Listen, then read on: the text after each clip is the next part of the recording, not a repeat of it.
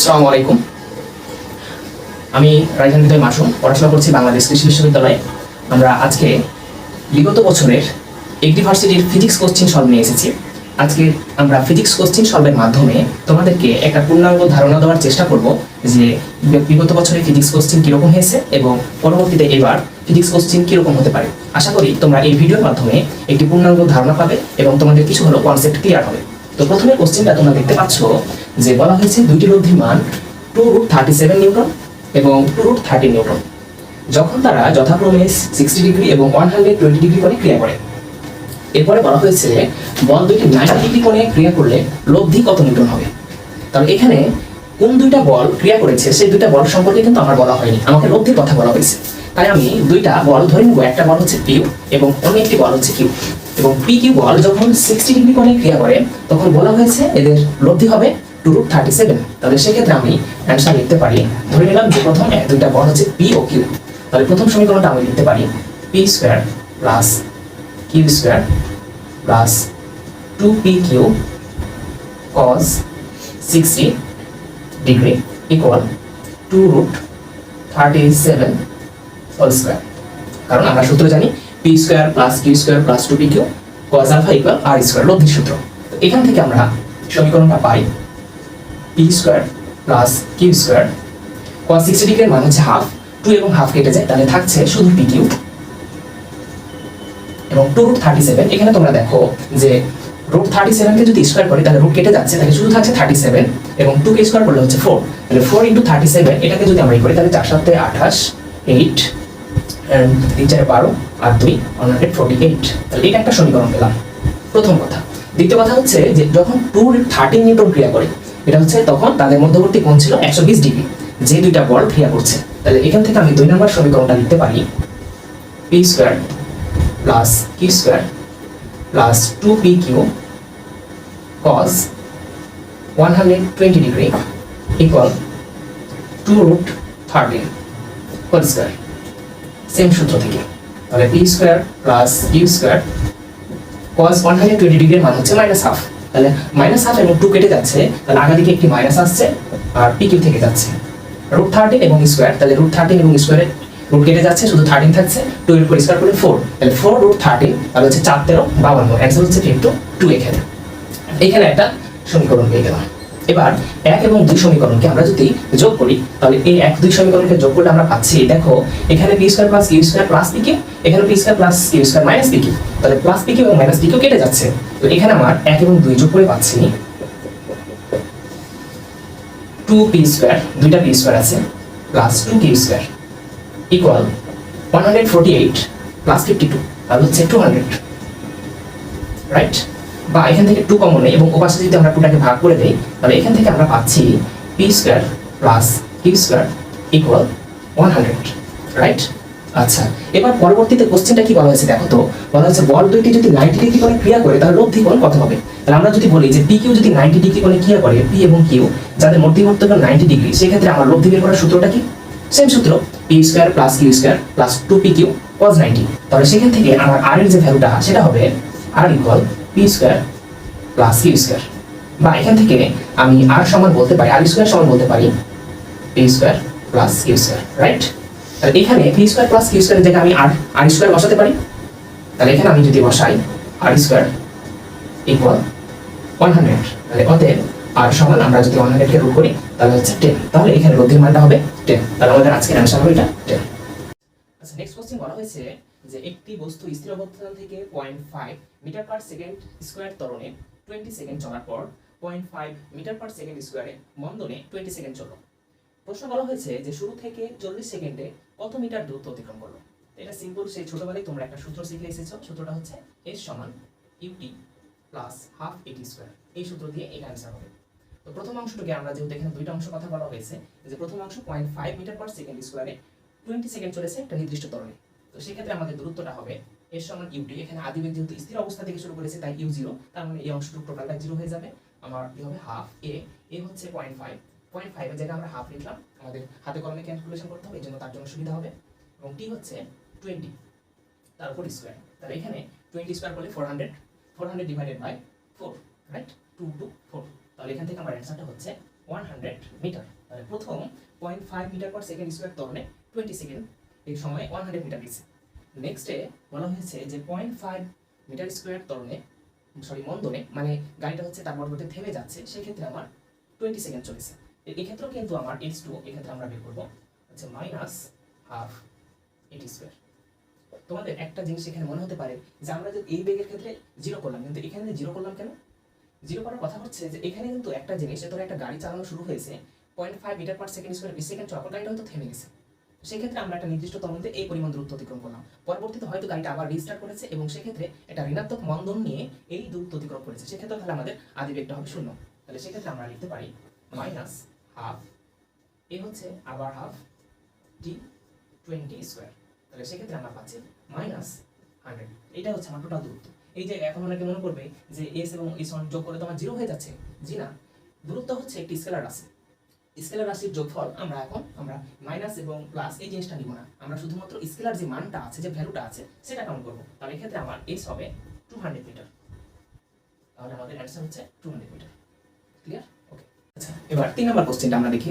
বলা হয়েছে একটি বস্তুকে একটি খাড়া স্তম্ভ এর উপর থেকে আনুভূমিক রেখার সমান্তরালে 2 মিটার পার সেকেন্ড বেগে ছাড়া হলো। যদি 5 মিটার, সরি প্রশ্নটা একটু ভুল হয়েছে, 5 সেকেন্ডে, এখানে হবে 5 সেকেন্ডে, 5 সেকেন্ডে উহা ভূমিতে পড়ে, তবে স্তম্ভের উচ্চতা কত? এখানে আমার প্রশ্নটা আমরা একটু আঁকার চেষ্টা করি। যেটা ধরো একটা স্তম্ভ, এই স্তম্ভ থেকে এটাকে 2 মিটার পার সেকেন্ড বেগে আনুভূমিক রেখার সমান্তরালে এই দিকে ছেড়ে দেওয়া হয়েছে। এইদিকে 2 মিটার পার সেকেন্ড বেগে ছেড়ে দেওয়া হয়েছে। এই বেগটা হচ্ছে আনুভূমিক বেগ। এখন প্রশ্ন হচ্ছে যে 5 সেকেন্ডে যদি এটা ভূমিতে পড়ে, এই সময়টাতে যদি 5 সেকেন্ডে ভূমিতে পড়ছে, সেক্ষেত্রে আমার এই উচ্চতাটা কতটুকু? h। এটা খুবই সিম্পল একটা কোশ্চেন, আমার এই বেগের প্রয়োজনই হবে না। কারণটা হচ্ছে আমরা যদি জানি যে এখানে উচ্চতা সমান v y not t plus half gt square. এখন v y নট কি? v y নট হচ্ছে উলম্ব বেগ। এখন তো আমার তো উলম্ব বেগ এখানে নাই, আমার টোটাল বেগটাই বলে দিয়েছে আনুভূমিক বেগ 2 মিটার পার সেকেন্ড। এখন আমার আনুভূমিক বেগটা কাজ হবে না। এখন তোমার প্রশ্ন হতে পারে এই সূত্রটা আমরা আসলাম কোথায়? আসলে এই প্রশ্নটা হচ্ছে তোমার গতিবিদ্যা অধ্যায়ের প্রাসের একটি অঙ্ক। বুঝা গেছে? তো প্রাসের একটা অঙ্কে এখানে সূত্রটা আসছে যে h equal v y not t plus half gt square. এক্ষেত্রে v y নট টা হচ্ছে 0 এবং t টা হচ্ছে তাহলে 0 এর সাথে গুণ করে টোটালটা হয়ে যাচ্ছে 0। তাহলে এখানে থাকছে আমার হাফ gt স্কয়ার। তাহলে এটা হচ্ছে হাফ ইনটু 9.8, কত সময় ছিল? 5 সেকেন্ড। তাহলে 5 সেকেন্ড থাকলে হচ্ছে 5 স্কয়ার। এটা থেকে আমার যে অ্যানসার করব সেটা। এখন প্রশ্ন হচ্ছে যে এটাকে আমার ক্যালকুলেশন যদি করতে চাই, আমার বেশ কিছু বেগ পেতে হবে, সময় বেশি লাগবে। তাই আমরা ত্বরণটাকে 9.8 না ধরে 10 কল্পনা করব। কাছাকাছি যে অ্যানসারটা পাবো সেটা আমরা সলভ করব। কথা কি বোঝা গেছে? তাহলে এখান থেকে আমরা যদি পারি, এটা হচ্ছে আমার 125। এখন অ্যানসারের মধ্যে 125 এর কাছাকাছি কোনটা? ঘ। বোঝাই যাচ্ছে আমরা যদি 9.8 যদি করতাম তাহলে কিন্তু 122.5 পেতাম, কিন্তু সেক্ষেত্রে আমার সময়টা বেশি লাগছে। তাই আমরা ত্বরণের মানটা 9.8 না ধরে 10 করব। তাহলে আমাদের জন্য ক্যালকুলেশনটা অনেক ইজি হবে এবং খুব সহজে আমি আমার সমাধানটা খুঁজে পাবো। তাই এখানে অ্যানসারটা হবে 122.5।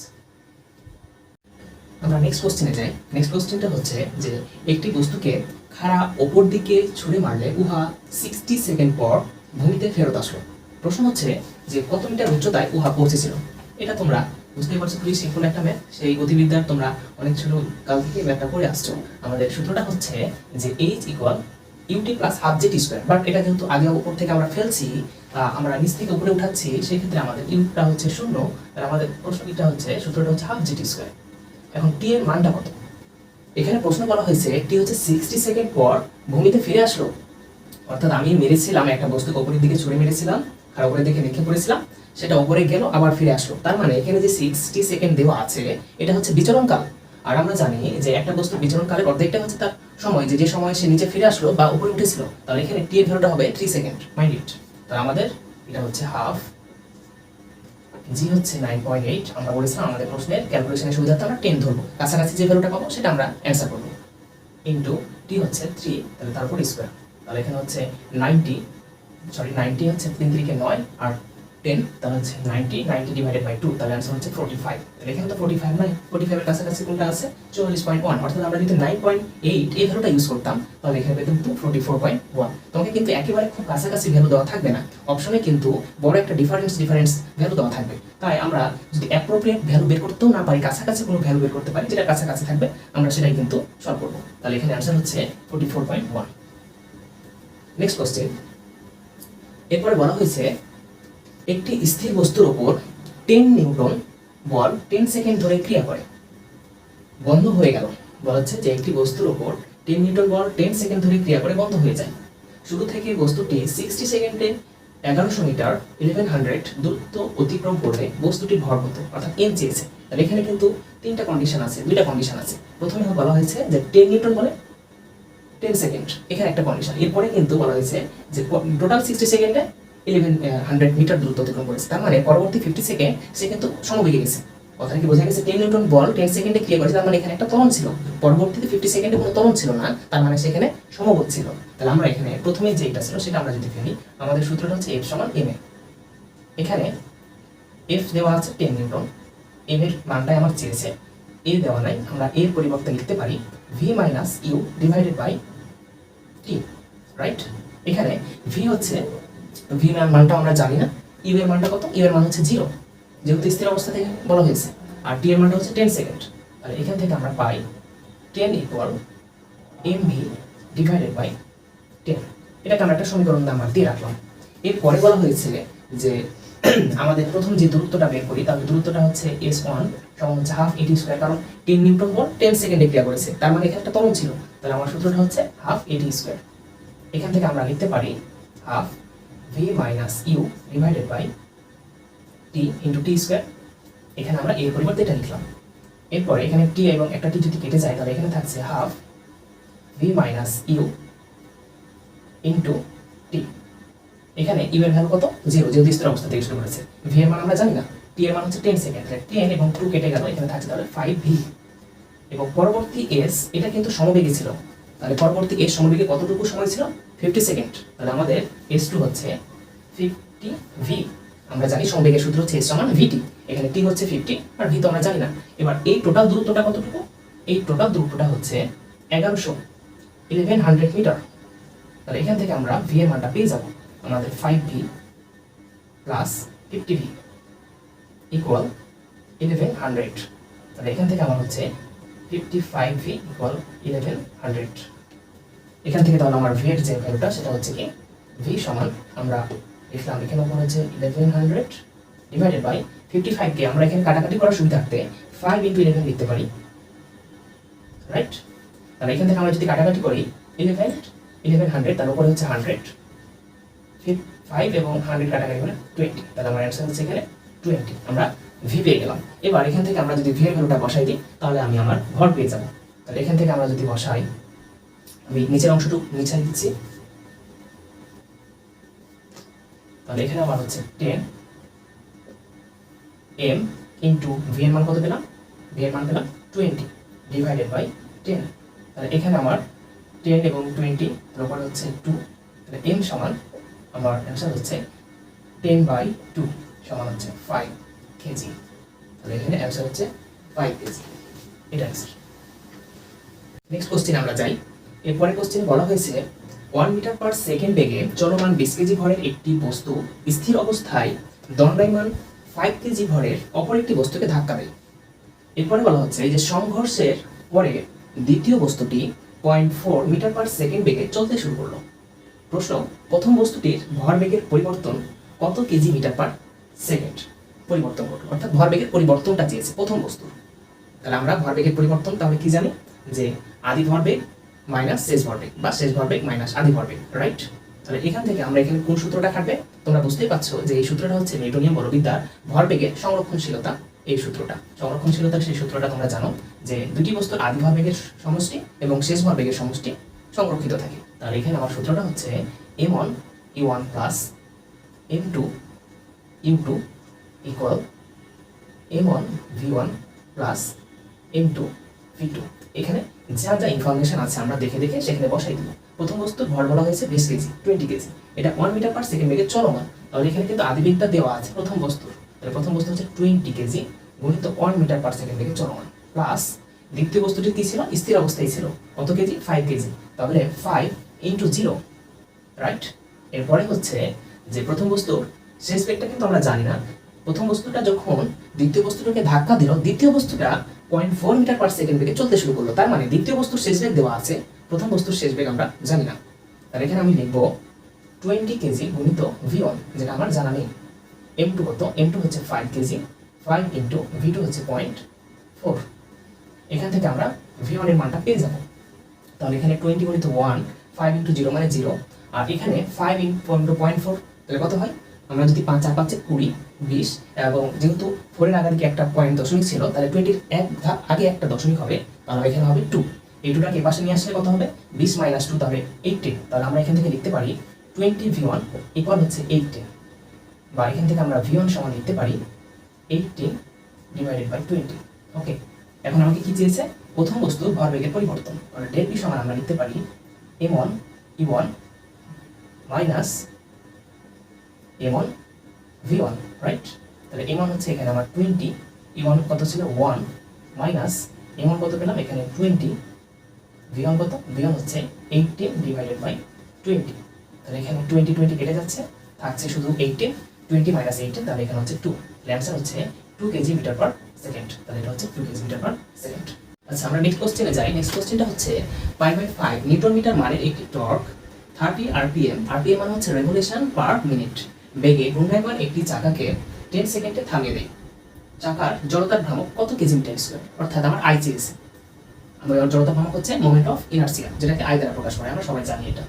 তো এখানে আমার কি কি ইনফরমেশন দেওয়া আছে, টর্কের মান দেওয়া আছে, আর 30 rpm বেগে ঘূর্ণায়মান মানে ওমেগা নট দেওয়া আছে, এরপরে সময় দেওয়া আছে 10 সেকেন্ড, থামিয়ে দেওয়া হয়, ওমেগা দেওয়া আছে।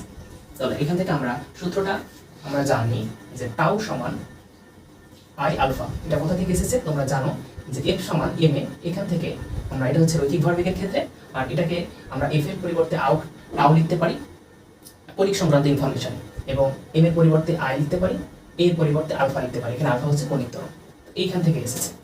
এখন আমরা এখান থেকে টাউ সমান লিখতে পারি আই, আলফা সমান কি লিখতে পারি, আলফা সমান omega minus omega not divided by t, যেমন এ সমান v minus e divided by t লিখতে পারি, অনুরূপভাবে আলফা সমান omega minus omega not divided by t লিখতে পারি।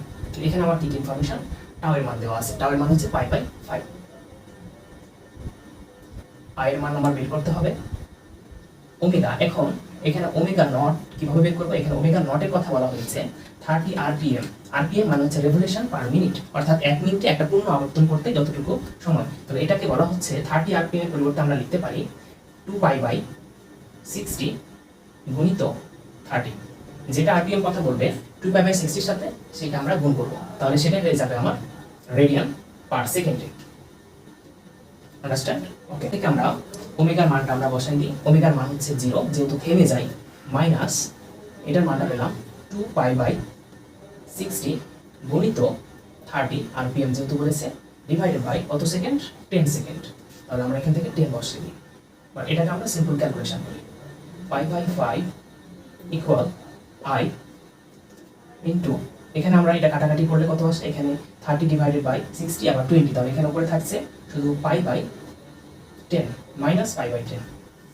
ওকে, এবার এখান থেকে পাই চলে যাচ্ছে, আর এখান থেকে আমরা করতে পারি আই সমান হচ্ছে 2 কেজি মিটার স্কয়ার, এখানে মাইনাস আসছে, আমরা মাইনাস মানটাকে কাউন্ট করব না, শুধু 2টাকে নিয়ে কাউন্ট করব, তাহলে এখানে आंसर হচ্ছে 2। নেক্সট কোশ্চেন বলা হয়েছে 5 কেজি ভরের একটি বস্তুকে খাড়া উপরের দিকে ছুঁড়ে মারা হলো, 20 মিটার উচ্চতায় উহার গতিশক্তি 20 জুল হলে ছোড়ার মুহূর্তে উহার ভরবেগ কত কেজি মিটার পার সেকেন্ড ছিল। তো এখানে আমার কি কি ইনফরমেশন আছে, গতিশক্তি দেওয়া আছে, উচ্চতা দেওয়া হচ্ছে h 20 মিটার, আর বস্তুর ভর হচ্ছে 5 কেজি।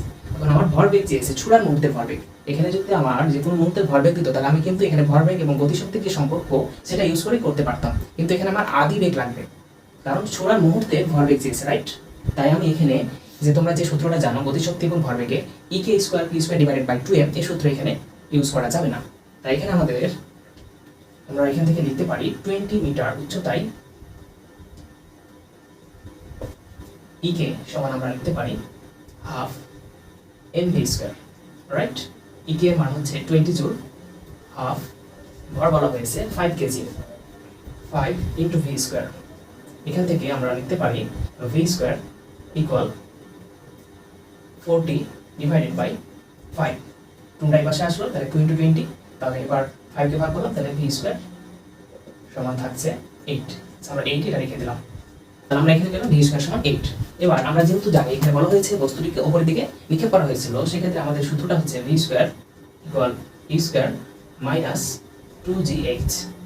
এখন এখানে আমরা ভি স্কোয়ার 8 বসাই দিলাম, এখানে ইউ স্কোয়ার ইউ এর ভ্যালুটা বের করতে হবে, মাইনাস 2 ইন্টু 9.8 ইন্টু 20। এখানে তোমাদের মনে হতে পারে যে আমি তো বলেছিলাম এর আগে আমি যে অঙ্কটা করলাম জি এর মানটা 9.8 না ধরে 10 করলাম, কিন্তু এখানে 9.8 কেন রাখলাম? আসলে এখানে তোমার 9.8 রাখলে এই ভ্যালুটা আসে হচ্ছে 392, যাতে করে আমার এখানে আমি যদি এখানে 10 ইউজ করতাম, এখানে আমি যদি 10 ইউজ করি তাহলে কিন্তু এখানে আমার 400 চলে আসতো অলরেডি, আর এই 400 এর সাথে 8 যোগ করলে কিন্তু 408 আসতো, যেখানে আমার কিন্তু ইউ বের করাটা আমার জন্য অনেক কষ্টসাধ্য হতো। তাই এই জন্য এখানে আমরা 9.8 এ রাখি দেবো, তাহলে এখান থেকে আমরা 392 পেলাম।